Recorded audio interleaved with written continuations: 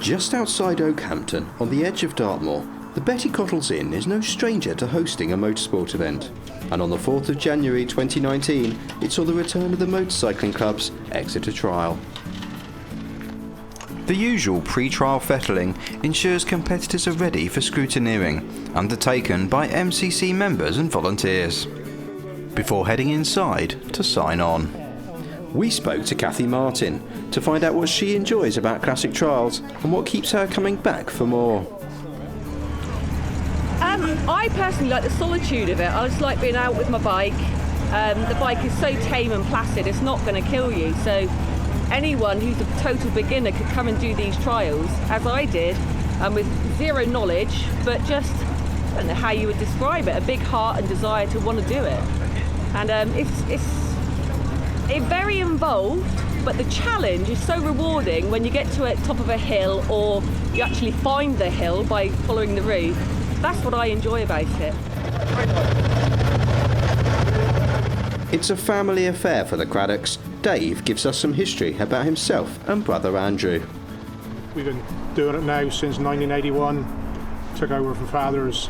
Father used to do it in the early 60s and that, and we've taken that mantle over and been probably regular for the last 15 years. Quite some years quite successful, other years not so good. Vary the bikes from Rick and Matisse to modern day Yamaha 600.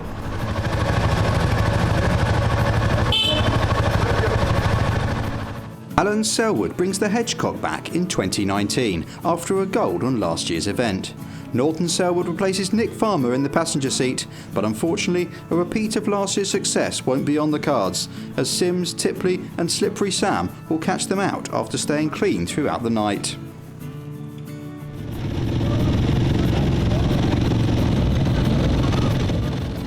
Time cards signed and the motorcycles are first off into the night, followed shortly by the cars.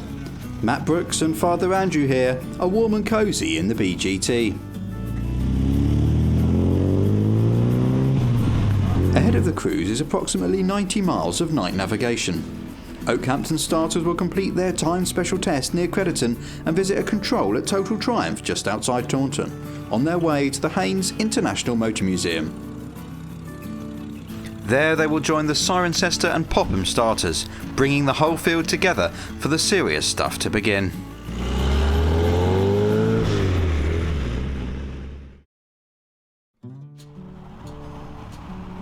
The light and warmth of the Haynes Museum is a welcome sight for the crews and sees a second round of more in-depth scrutineering.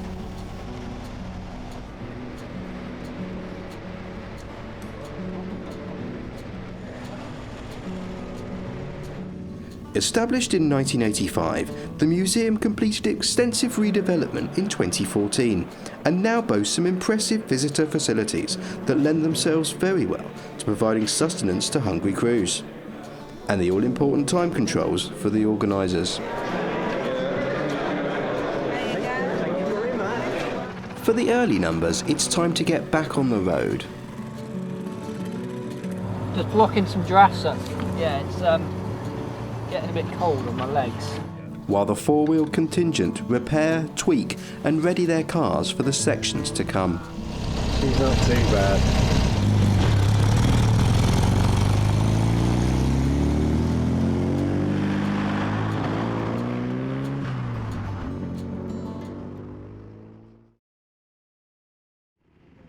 The headlights of our competitors cut through the night on their journey westward back towards Exeter, and here we join them at Section 3, Norman's Hump. The Exeter is no different to any other of the MCC events when it comes to the mix of vehicles that are campaigned by newcomers and veterans alike. Barnaby Haynes takes the modern 400 Suzuki to the top of Norman's Hump.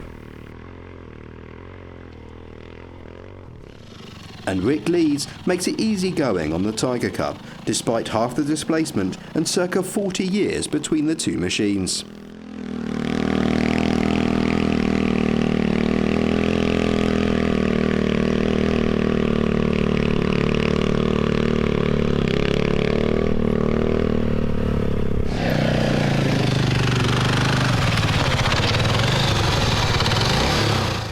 Roger Morris tackles the steep incline of Norman's Hump on his Class B XL250. The restart halfway up the section is there to challenge competitors on theoretically more capable machines. The larger and heavier Class C XR600 of Richard Gardner isn't required to stop here and cleans this section with ease. The distinctive sound of John Wilton's two-stroke Trojan is the first car we see tackle the climb at Norman's Hump.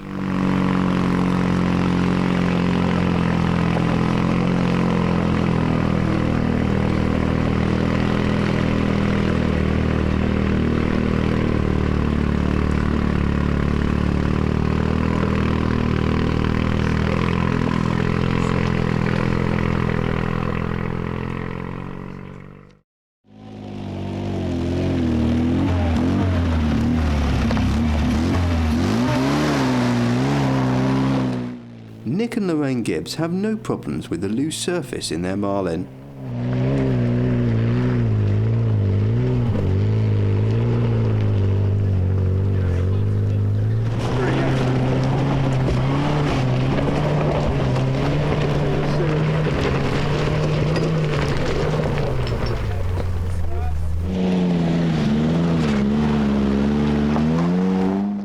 The Suzuki X90 has become a staple vehicle in MCC events, and Rob Wells and Eric Pritchard show us how it should be done.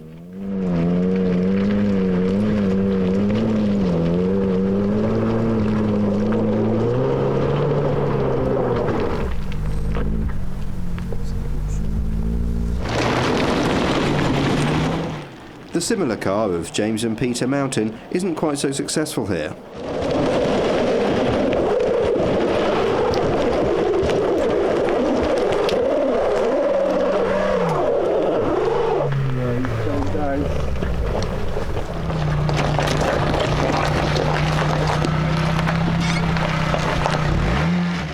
They will, however, go on to clean the next section, Clinton, just around the corner.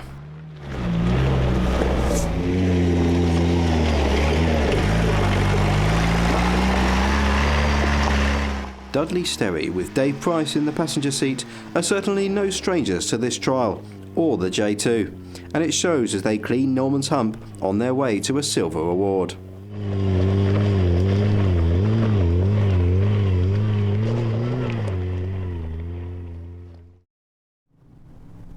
It's 5:30 in the morning when crews start to arrive at the Creeley Park Control for a compulsory 1 hour's rest, and to pick up some now much needed breakfast. Dawn has broken by the time we catch up with the bikes at Section 10, Tillett and Steep. With its evil surface and large stepped restart, it's a classic trial section and a real stopper. Over 20 bikes who were clean up until this point will see their first failed section of the event on this hill. Mike Tizard lightly picks his way through the mud on the nimble Gas. Simon and Debbie Eddy storm up the section on their Honda outfit.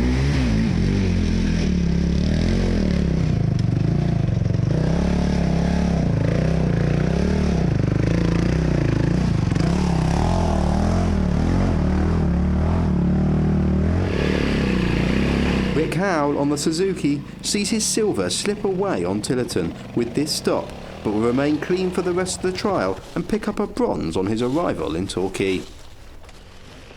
Long distance trials regular Derek Walter shows us how it should be done on one of the many Ceros in the field, staying clean on his way to a gold on the event.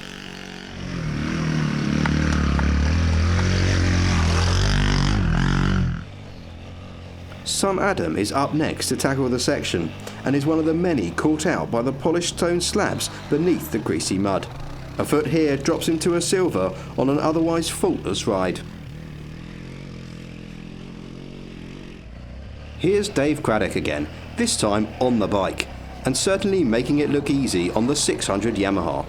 Dave will pick up a gold but misses out on the class award to this man, Richard Gardner, by a mere 0.4 of a second on the special tests.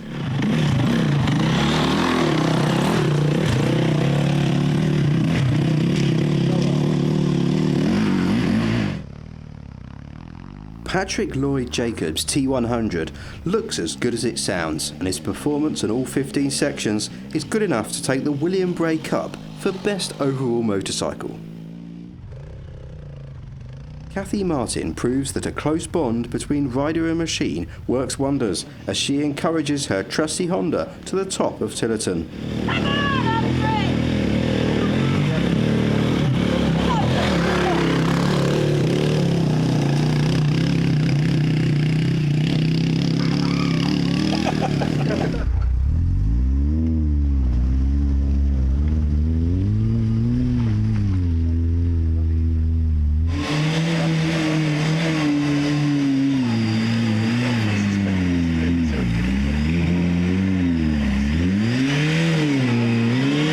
Class 7 and 8 cars have a torrid time on their restart here, and eventually the restart is cancelled for both classes, much to the relief of many crews.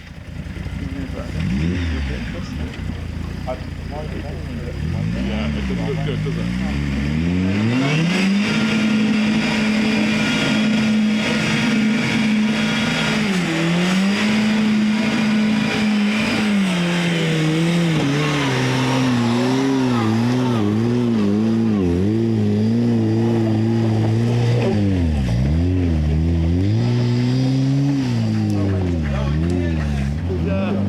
That's the only one we do. Sometimes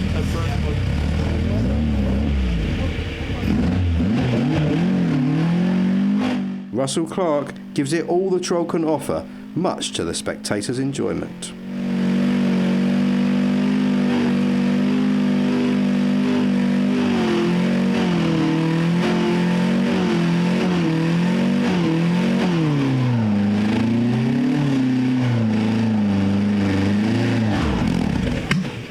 good picture, wasn't it? Disappearing back into his own smoke. Oh dear.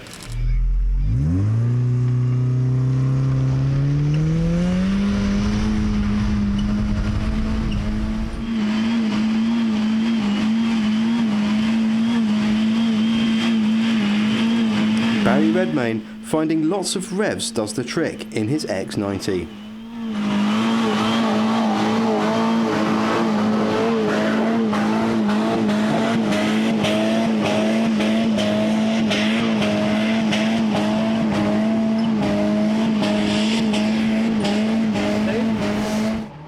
The low-slung MR2 of Barry Parker and Pat Wolford has no trouble with the gradient or the greasy surface. They're still clean at this point, but unfortunately Sims and Tipley will cause them trouble and drop them to a bronze.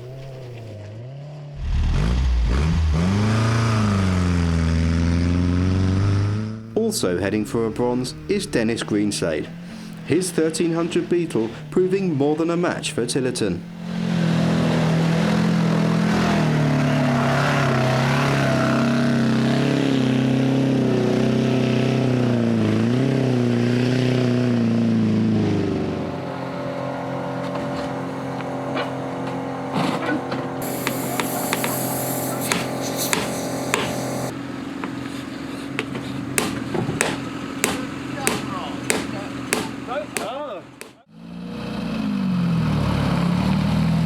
We take a break from the main trial now and head over to a Class O hill to get a glimpse into the less demanding routes and sections that make up this class.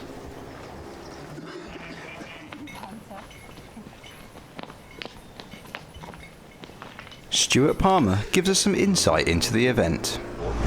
Class 0 is absolutely ideal to get you into the MCC trials, and the unique thing which is doing trials in the middle of the night. The trials are relatively smooth at the side of the main trial. There are still some bits which are quite rough. You wouldn't want to do it in your shopping car. Sump guards essential, slightly raised suspension is, I would say, desirable. And a willingness to not be too worried if you scuff it on a bank.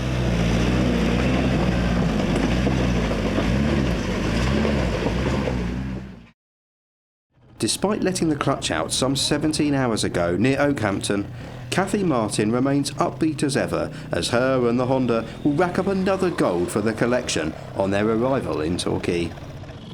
Rick Lees on the Tiger Cub is still running strong and still clean. No problem here, we'll see him take a gold and the class award.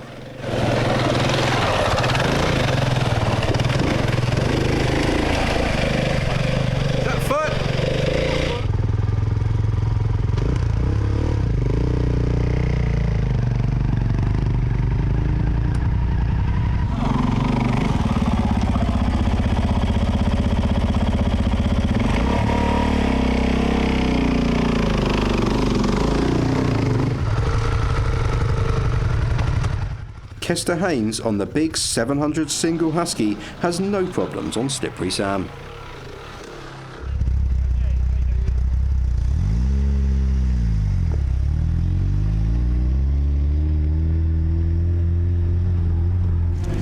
Use old sand too, it's not quite as aggressive. You've got a stop there, is it? Ah, here we go. Old MCC, that's it.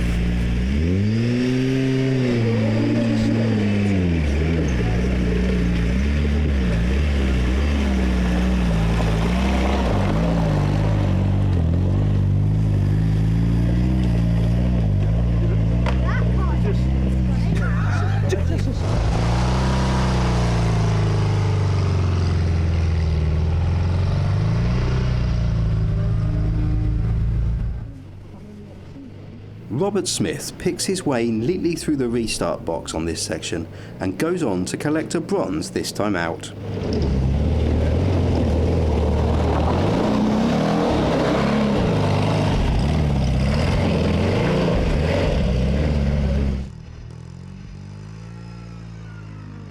At over 90 years old, the Trojan of John Wilton shows up many more powerful and modern cars this year.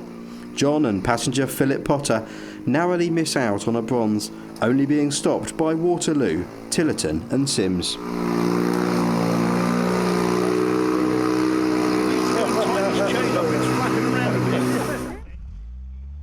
Away from the line is the Scimitar SS1 of the Robinsons. After 19 hours of trialling, Anna can't hide her excitement that this is the final section, or that they're picking up a silver this year, as David threads the Reliant through the red mud and rocks on Slippery Sam.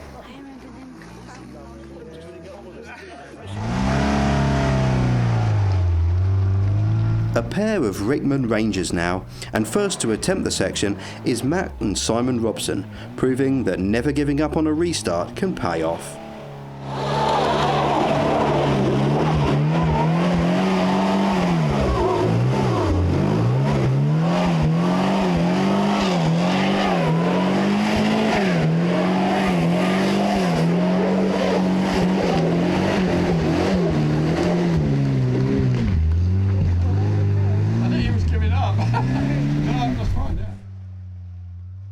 The similar car of Lee and Kerry Sample isn't quite so lucky though.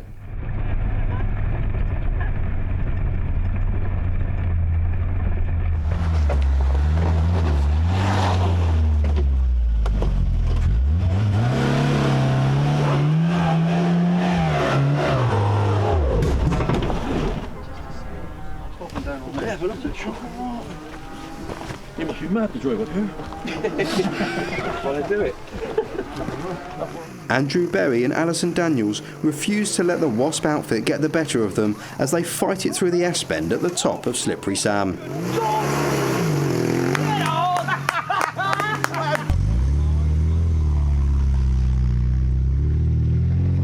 The father and son team in the MG prove that line choice matters, coming to grief in the restart box here.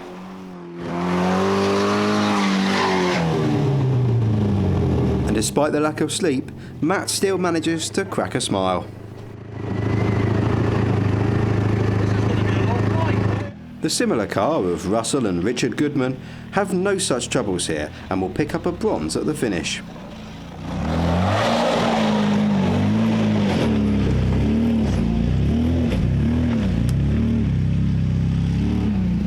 And finally, a lesson in making it look easy. Joanne Goodman and Lauren Milne in the MX-5. They too will grab a bronze on this event. From Slippery Sam, it's just a short run down into Torquay and along the seafront to finish at the Torquay Hotel.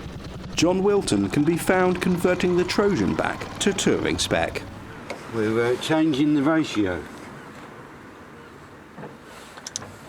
So we take the chain off, bolt a bigger sprocket on the front end, put some links in the chain and then bolt it back again. So when I'm trialling, the top speed is about 35, and when I'm on the road, on the overnight section, it's about 45.